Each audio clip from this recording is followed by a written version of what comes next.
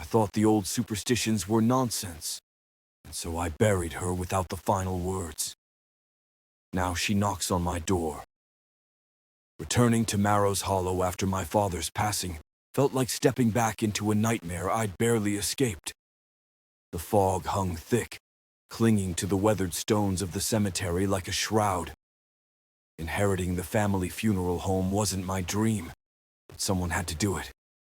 The funeral home was a relic of a bygone era, its Victorian architecture now crumbling and decayed. The air inside was thick with the scent of formaldehyde and dust, a constant reminder of death. The walls were lined with faded portraits of stern-faced ancestors, their eyes seeming to follow me as I moved. Dad was obsessed with the town's strange rituals, whispering "rest in peace" after every burial like it was some magic spell. I remember the day he took me to my first burial. I was just a kid, wide-eyed and curious. He knelt beside me, pointing to the freshly dug grave. "This is where we lay them to rest," he said, his voice solemn. "And we say, 'Rest in peace' to ensure they stay that way." I giggled, thinking it was a game. But Dad's eyes were serious, almost fearful. That was the first time I realized he truly believed in the power of those words.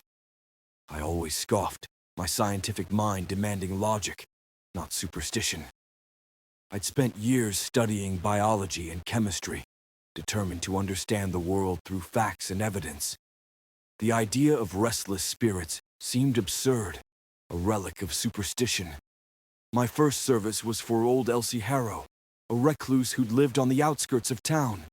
The service was sparsely attended, the air heavy with unspoken fear. As they lowered her casket, I skipped the phrase, dismissing it as pointless tradition. That night the scratching started, a frantic, desperate sound coming from the walls.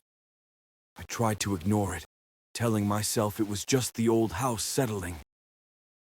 But the scratching grew louder, more insistent, and now accompanied by low whispers that slithered under my door.